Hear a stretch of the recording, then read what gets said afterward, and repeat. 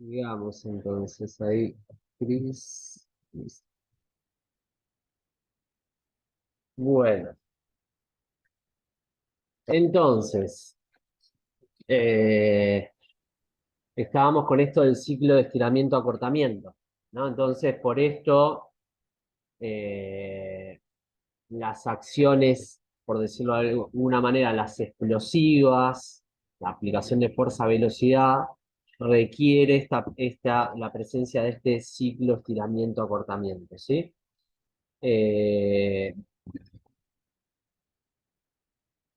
Después hay muchos ejercicios que lo que trata de hacer, lo que se trata de buscar en algunos ejercicios es inhibir esa fuerza elástica. Por ejemplo, en el press plano está el press plano tempo, ¿no? Que es un press plano donde descolgás la barra, frenás un segundo abajo y después subís. Entonces trata de acentuar la aplicación de la fuerza concéntrica sin valerse de la energía elástica. También es una posibilidad, no es que sí o sí tengo que apuntar o requerir el aprovechamiento del ciclo estiramiento-acortamiento, ¿no? Sino que también lo puedo como aislar y si quiero mejorar una fase de esas tres que existen, concéntrica, isométrica, excéntrica, también es totalmente válido, depende del objetivo que tenga, ¿no? Eh, ¿Cómo venimos con eso? Hasta ahí, hasta lo que respecta a los tipos de contracciones.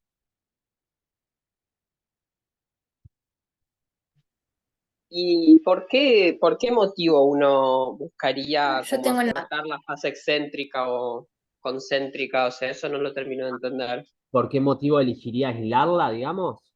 Sí, Y a veces tiene que ver con si vos haces alguna lectura, diagnóstico, por ejemplo, como ponían el caso acá en el lanzamiento. Vos, por ejemplo, sos un lanzador de bala, ¿no?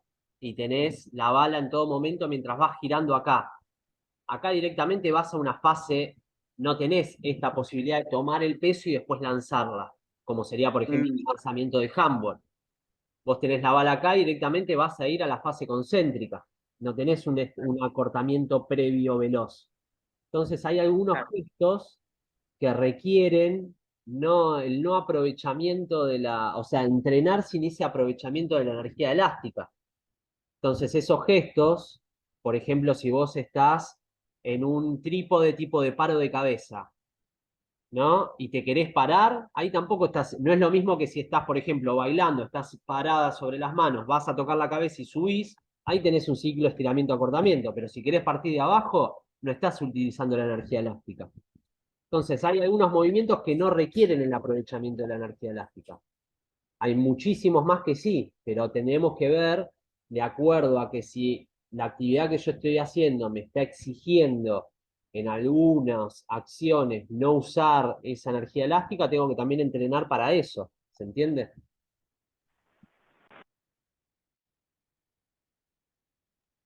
sí, sí, se reentiende.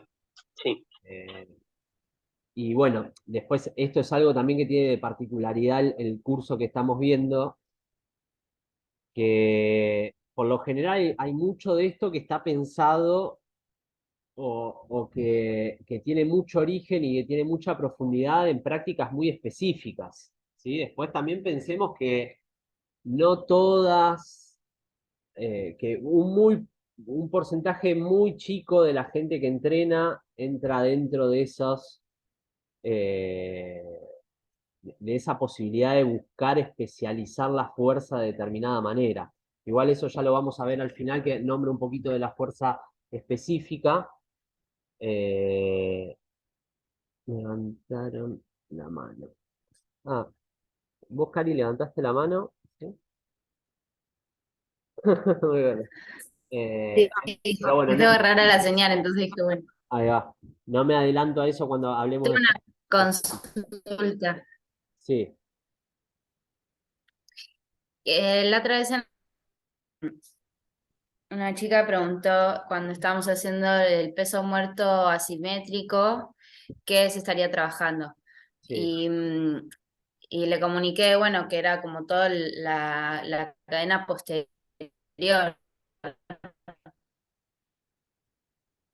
Ahí se te corta un poco. ¿Ahí sería también concéntrico o más bien excéntrico?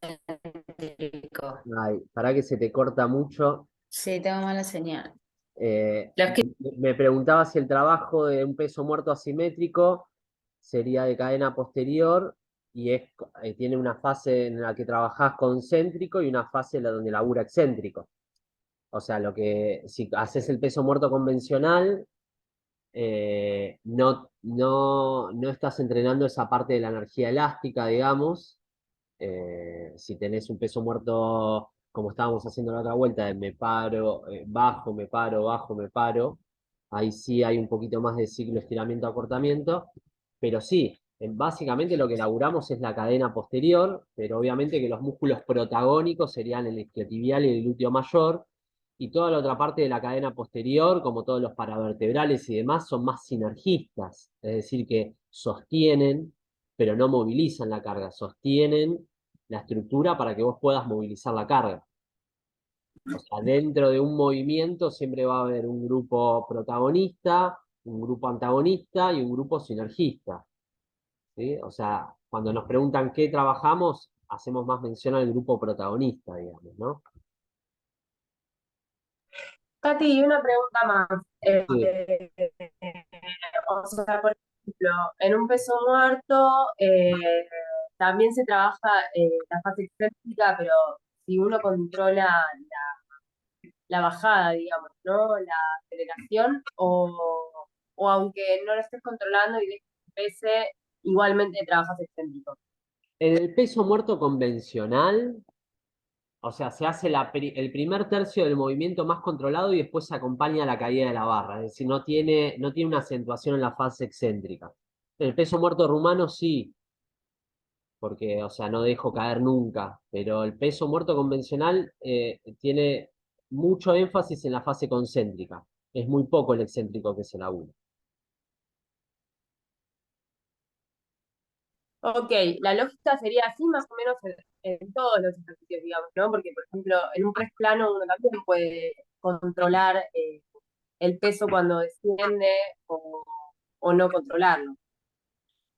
No, por lo general, siempre en todos los movimientos hay medio una pauta común para todos los ejercicios que se trata de hacer la fase excéntrica controlada y contenida y la fase concéntrica a la mayor velocidad posible, ¿sí?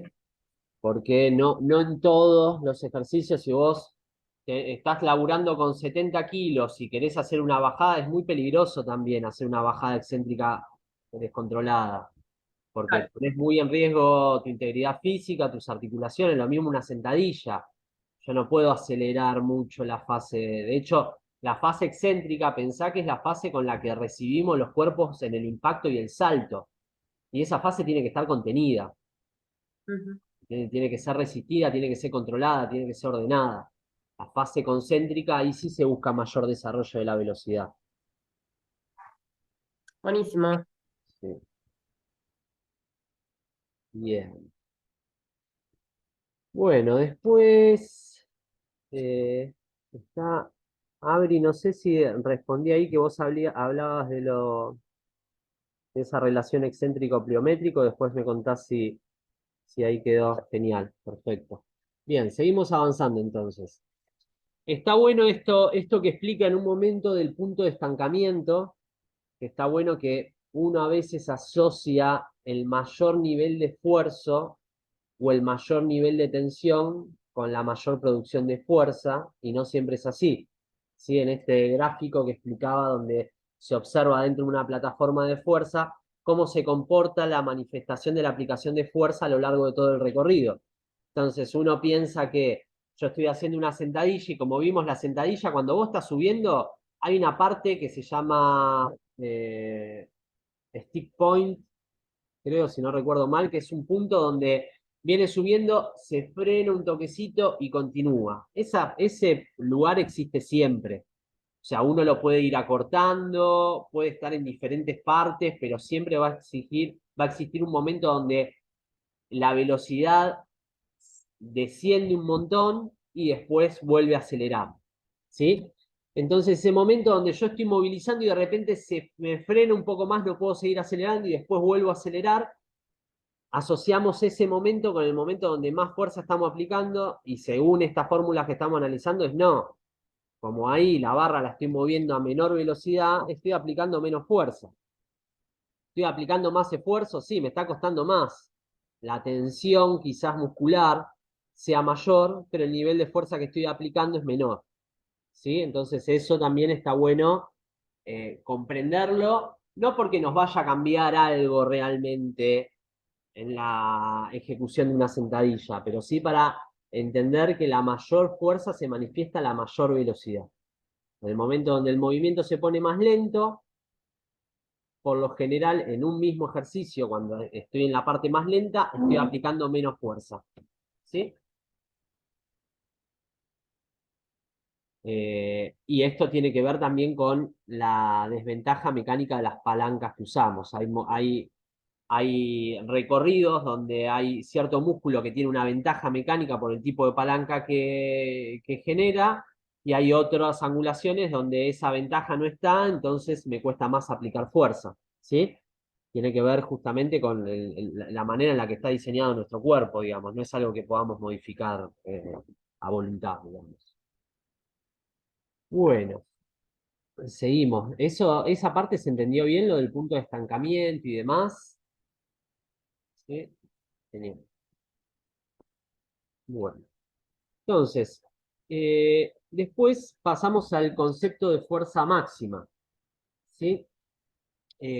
Acá ustedes no van a lidiar con un enrosque de la historicidad del entrenamiento, donde en esto que explican, esta diferenciación que se explica entre fuerza máxima y máximo maximorum, que hoy por hoy se los discrimina como diferentes. Históricamente fue lo mismo siempre. Antes, en materia de entrenamiento, lo que hoy se considera máximo maximorum, antes era fuerza máxima. Y hoy por hoy, hace varios años, se empezó como a discriminar ese concepto, ¿sí? De hecho, cuando pensamos en porcentajes de la fuerza, pensamos en porcentajes de la fuerza máxima que puedo mover, se nomencla como 1 RM, 2 RM, 10 RM, y en realidad está hablando del máximo maximorium y no de la fuerza máxima, ¿sí? Entonces, digo, es como un concepto dentro de todo que está buenísima la diferenciación que hace, pero a veces puede también como confundir un poco. Entonces, la fuerza máxima se explica como la mayor fuerza que puedo aplicarle a una carga determinada. Entonces, yo tengo 20 kilos, la mayor fuerza que puedo aplicarle a esos 20 kilos es mi fuerza máxima. Si tengo 30, la mayor fuerza que puedo aplicarle a eso va a ser mi fuerza máxima. O sea, hay tantas fuerzas máximas como capacidad de variar la carga. ¿Se entiende? Entonces, siempre y cuando la esté moviendo a la máxima velocidad.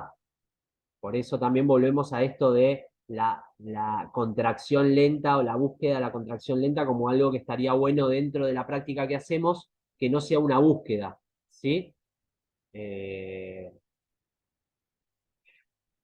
Entonces, la fuerza máxima es la máxima aceleración que le puedo meter a cualquier carga que utilice.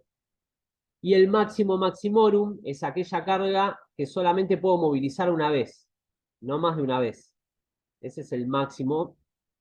Y durante mucho tiempo se usó este concepto como manera de graduar la intensidad. De hecho, el test de fuerza máxima era un test que dominó durante mucho tiempo en materia de entrenamiento, donde se buscaba como para testear, que los testeos eran como un gran indicio de que si lo que estoy intentando que suceda en el entrenamiento está sucediendo o no. Es decir, yo estoy intentando aumentar la fuerza máxima. Para saber si estoy por buen camino, necesito saber si estoy realmente generando más fuerza o no. Entonces, el test de fuerza era un gran indicador para eso. ¿Sí? Era un gran indicador de cuál es mi nivel y a cuánto me gustaría llegar y si realmente se cumplió ese objetivo. Entonces, a medida que fue pasando el tiempo, hay algo del test de fuerza que empezó a perder como valor, ¿no? Como en esto de que testear, por un lado, lleva mucho tiempo, hacer un test de fuerza máxima. Imagínense que yo voy a hacer un test de fuerza máxima de pecho, de press plano. Tengo que hacer una entrada en calor para eso, tengo que usar cargas graduales como para llegar a la máxima y después intentar generar mi repetición máxima, aumentando de serie a serie progresivamente el peso, ¿no? Es como, por ejemplo, igual cuando se hace un testeo de fuerza máxima, por lo general se lo hace con personas que no son principiantes, que no le vas a hacer un test de fuerza a alguien que todavía no sabe ejecutar el movimiento, porque sería imprudente y sería muy sesgada la muestra, porque por lo general, hasta que no aprendes a hacer el movimiento, realmente no es un sinónimo de fuerza, sino de falta de coordinación intramuscular. Entonces, yo, por ejemplo, puedo estimar que mi fuerza máxima está en 90 kilos, en mover en press plano.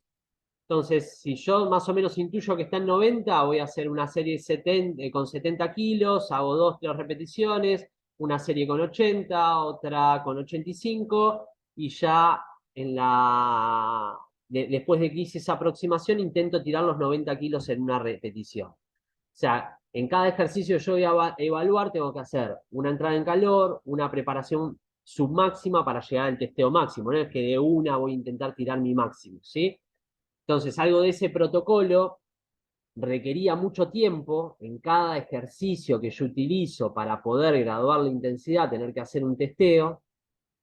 Por otro lado, era peligroso porque también no todos los cuerpos están preparados para generar una máxima repetición, ¿sí? Si vos a una persona que empezó hace relativamente poco a entrenar le pedís que haga su mayor esfuerzo en una repetición, lo más probable es que se lastime, porque el gesto hay que tenerlo muy incorporado, ¿sí? Y por otro lado, después empezó a hablar de que la fuerza máxima varía de sesión a sesión. Es decir, quizás yo hago un testeo de fuerza hoy y tiro 90 kilos, y lo hago pasado mañana y tiro 95 o 83. ¿Se entiende? Entonces, ya hace tiempo que se habla de que está bueno contemplar que cada sesión de entrenamiento es una posible evaluación, que la evaluación de fuerza no tiene que ser necesariamente máxima, no tiene que ser máxima en cuanto a ir a una repetición máxima, no tiene que ir a hacer a buscar el máximo maximorum, sino que puede ir a buscar la fuerza máxima en menos repeticiones. Es decir, hay tablitas que te relacionan la cantidad de veces que vos podés mover una carga con el porcentaje de fuerza que estás aplicando. Por ejemplo, si hay una carga que puedo mover 4 repeticiones, es probable que esté hablando de un 85% de la fuerza máxima, si no la puedo mover más de 4. Entonces, si yo hago un ejercicio y lo moví 4 y ya no lo podía mover 5, ahí ya tengo una referencia y ese ejercicio mismo es una evaluación. Por eso es importante registrar, porque cada ejecución, cada serie que yo hago es una evaluación en sí misma y es un dato re importante, ¿sí? Por eso esta de la insistencia de registrar, porque ese registro es lo que a nosotros nos está reemplazando el tener que invertir un montón de tiempo y de riesgo en la evaluación de una repetición máxima. ¿Se entiende?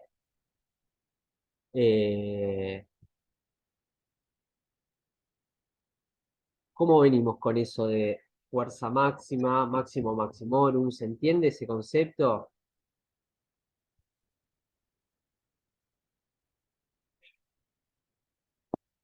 Después en la bibliografía que podamos llegar a consultar en algún momento y demás, vamos a ver que en todos los ámbitos de programación se hablan de porcentajes, de 60, 70, 80, 30%, es muy común esto. Entonces, a medida que nos vamos internalizando con algo de esta idea de las repeticiones máximas y los porcentajes, podemos saber dentro de qué umbral estamos trabajando, ¿sí? Discriminamos como diferentes tipos de fuerza.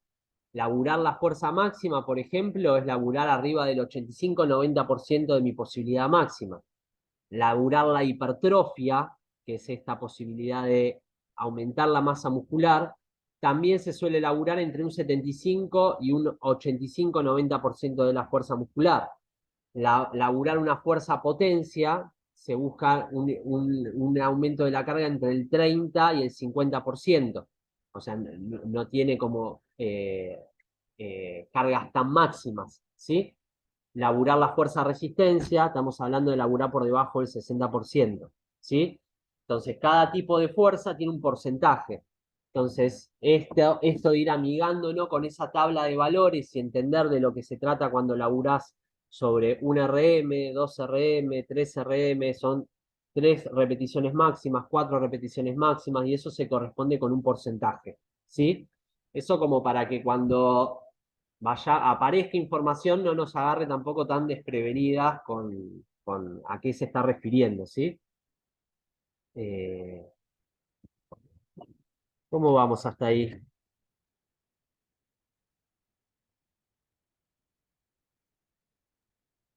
Bien, Bien, sí. genial. Tengo algo para decir, permiso. Sí. Justo tengo a alguien que me estaba preguntando, perdón por el ruido, también que andaba intentando, trabajar la hipertrofia. Sí. Entonces a mí me generaba esa duda de no saber si era algo bueno o no algo tan bueno para el cuerpo, pero se ve que es como que se puede trabajar, no es que sí o sí es mala la hipertrofia, laburarla, No, no, porque no, puede llegar a ser funcional a nuestro trabajo. total. Sí, no es ni buena ni mala, siempre va a depender del objetivo. Lo que pasa históricamente, la hipertrofia se ligó al laburo de fitness y de estética del culturismo, ¿sí? Entonces es como que hay algo del fin estético que a veces no contempla o la salud o la funcionalidad del movimiento, que también puede estar ligada como algo que no tan copado que estés haciendo, pero en todos nuestros procesos de entrenamiento, todos en algún momento tendríamos que laburar hipertrofia, tenemos que laburar fuerza máxima, tenemos que laburar fuerza explosiva y tenemos que elaborar fuerza resistencia. No es que hay una que es mejor que la otra, sino como que es una consecución de etapas. Ah, sí, creo que a vos sola, Abri. ¿Al resto se les está cortando? No, a vos sola, Abri, se les No. está cortando. Entonces, más o menos se conecta con lo que pensaba que es eso, como nosotros dividimos el entrenamiento por meses del año, entonces ahí es como, o por lo menos así es como yo lo interpreto, en qué momento se puede más trabajar y en base a la funcionalidad de a qué lo querés aplicar.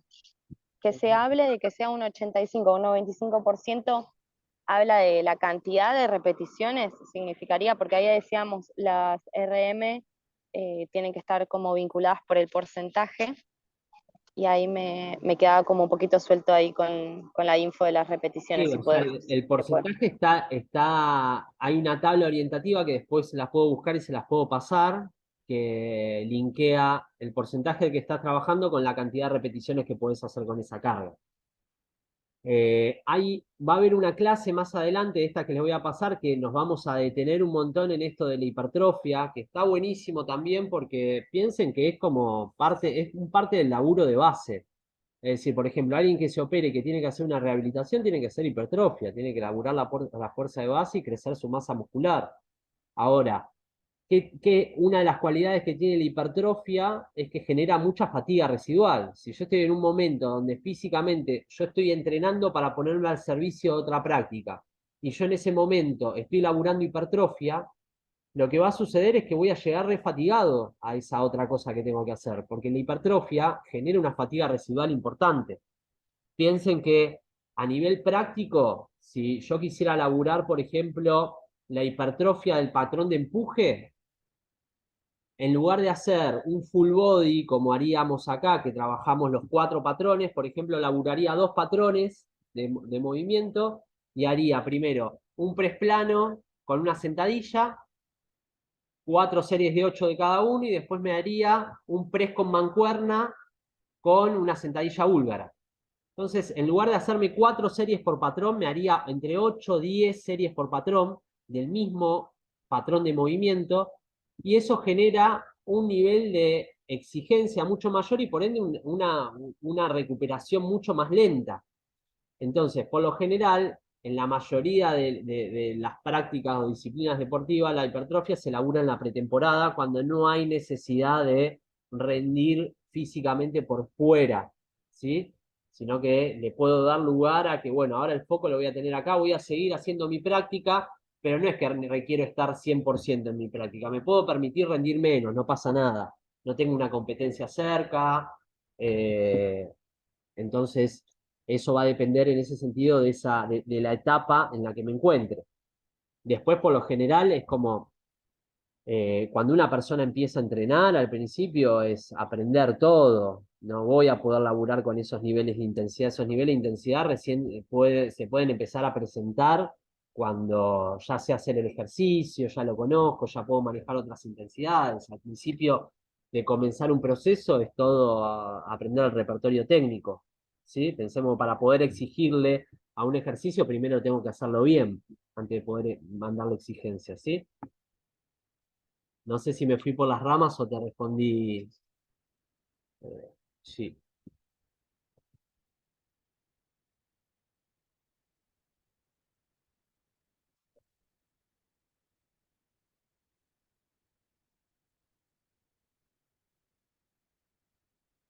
Bueno, seguimos.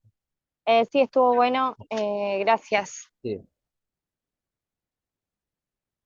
Bueno, A mí después, también me sirvió mucho, perdón, sí, que a mí de hecho también me sirvió mucho porque el término hipertrofia lo usaban mucho en toda la clase esa que nos pasaste y yo siento que todavía me faltaba un montón de data específica de qué es, me aclaró un montón también. Gracias. bien. Después va a haber una clase que va a ser que nos vamos a remeter con que va a ser muy específica de la hipertrofia. De hecho, en esta clase que les pasé, en un momento habla de una hipertrofia funcional y una hipertrofia, no sé si la nombra total.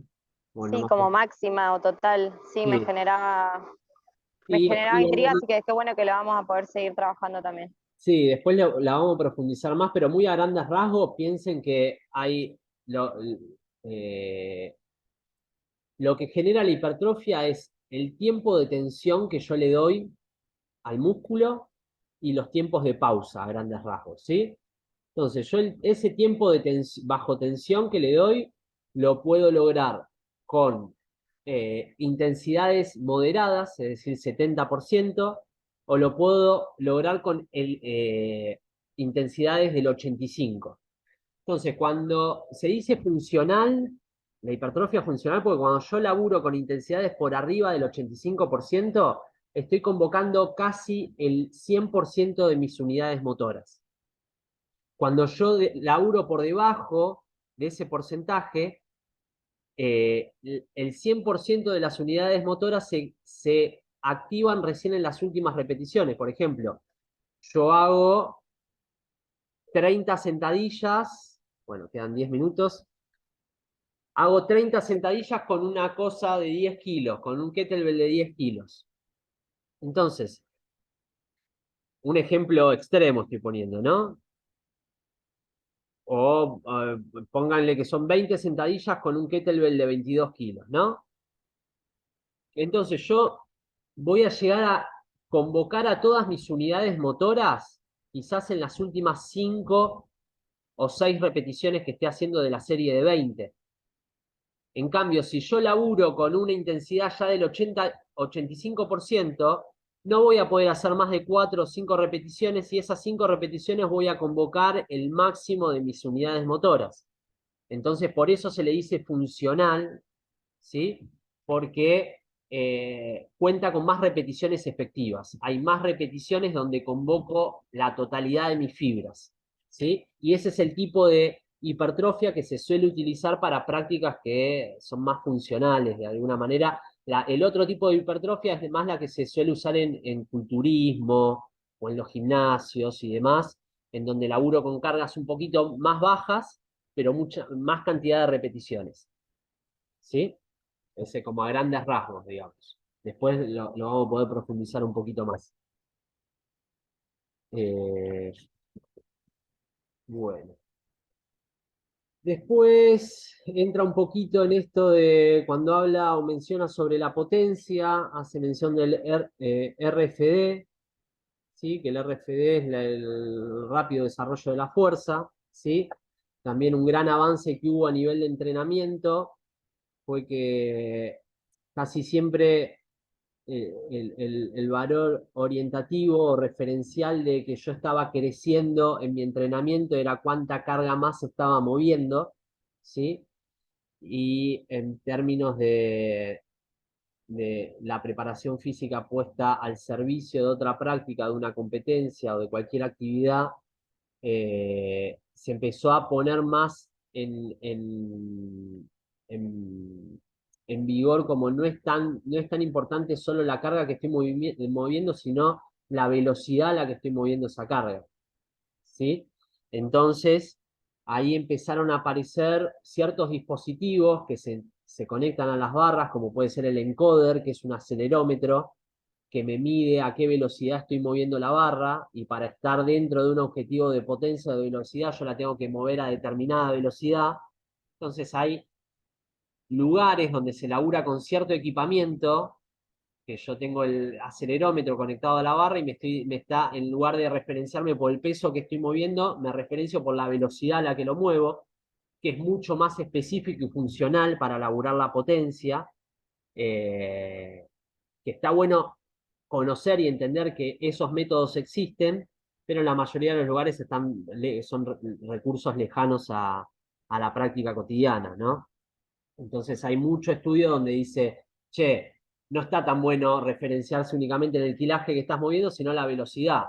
Y la verdad que el ojo es muy poco preciso para decir si la barra se está moviendo a 200 milisegundos o a 50. Es como ahí a nosotros, por más de que alguien que está muy en el tema puede llegar a identificar gran parte de eso, pero no es una gran herramienta, digamos, el ojo humano. Entonces, eh, en la bibliografía ya se empieza a hablar mucho de el RFD o la velocidad, el rápido desarrollo de la fuerza, la velocidad máxima a la que puedo movilizar una carga, tan importante como la carga máxima que puedo desarrollar o que puedo movilizar. ¿Sí? Eh, Sí,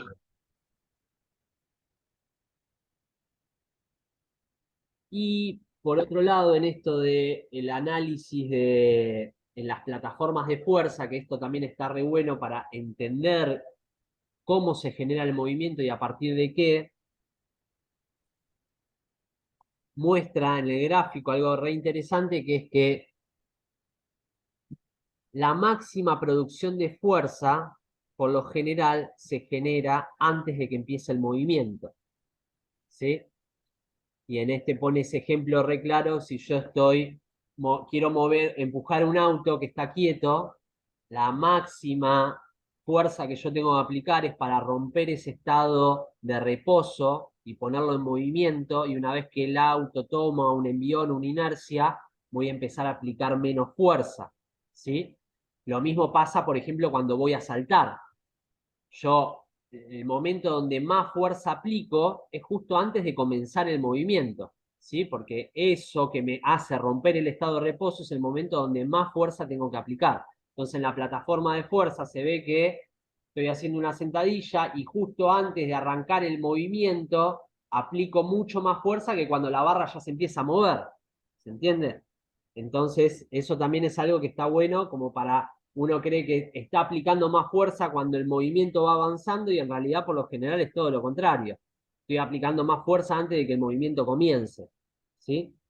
Eh, que vuelvo a decir, esto quizás en materia práctica no nos va a cambiar tanto la ecuación cuando corrijamos una sentadilla o prescribamos un entrenamiento.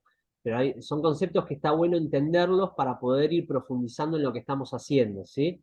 A lo largo que nos vayamos adentrando más, todo va a ir cobrando más sentido, digamos, ¿no? Como quizás estos términos a nivel práctico sean difíciles de traducirlo, pero a su vez nos va a permitir ahondar en un criterio de lo que estamos haciendo, o poder sostener lo que estamos haciendo con un criterio, ¿sí?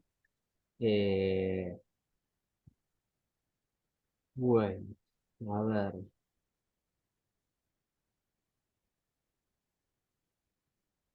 Entonces, mencionamos la potencia, que es la fuerza por la velocidad, ¿sí? Es la posibilidad de aplicar fuerza de manera rápida, ¿sí? Y en esto de que se habla de que los mayores niveles de potencia no van a estar asociados ni a las cargas más livianas ni a las cargas más pesadas, sino que hay un porcentaje donde yo puedo aplicar el mayor nivel de fuerza, ¿sí? El mayor nivel de potencia, ¿sí? Entonces, si yo, por ejemplo, dijimos a ver qué puedo pensar en un lanzamiento acostada. Si yo tengo una pelota de 20 kilos, quizás para mi nivel de fuerza sea mucho y la pueda desplazar a muy poca velocidad, entonces el producto del kilaje que estoy movilizando por la velocidad que le puedo aplicar, el producto de esas dos magnitudes sea más bajo que si yo lanzo quizás con una pelota de 10 kilos y la pueda movilizar a más velocidad. Entonces, está bueno esto de entender que los mayores niveles de potencia están entre el 30 y el 50% de la posibilidad máxima, ¿sí? Por debajo del 30, sí. Todo eso, en eso estaba pensando, cuando vos trabajás sobre ese porcentaje en donde podés sacarle mayor beneficio al entrenamiento de la potencia, Sí. eso es, o sea, tiene sentido que sea también progresivo. Digo, no sé, si yo estoy trabajando potencia ahora con, o sea, 10, no sé, una pelota de 10 kilos, que en este momento por el porcentaje del peso máximo que yo puedo mover es lo que me beneficia. Digo, eso tiene sentido que vaya creciendo, digamos, Eso va a ir o, creciendo, o sea, en el momento donde vos estés haciendo potencia va a variar muy poco.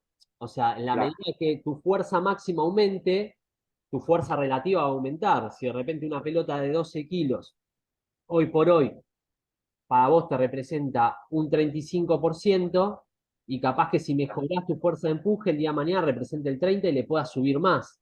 ¿Se entiende? Entonces, claro. eso es una variable que va a depender de tu nivel de fuerza máximo. Y a la vez también es como que hay días, como decíamos, hay días que le podés aplicar una gran velocidad a una pelota de 9 y hay días que capaz que te queda pesado y vas a tener que bajar. O sea, también eso va a depender del día a día, pero por lo general no es que se busca como en la fuerza máxima aumentar la carga desproporcionalmente, sino que se pone mucho acento en la velocidad que puede generar, ¿sí? Claro. Y este porcentaje también va a depender del ejercicio, ¿sí? Es decir, en una sentadilla con salto, por ejemplo, sí podemos estar hablando de un porcentaje de fuerza eh, menor, un porcentaje, esto que hablábamos entre el 30 y el 50%, pero por ejemplo, en un ejercicio como en una cargada, ahí los porcentajes, como el ejercicio ya de por sí es de potencia, en la cargada ya se usan valores del 80-85%.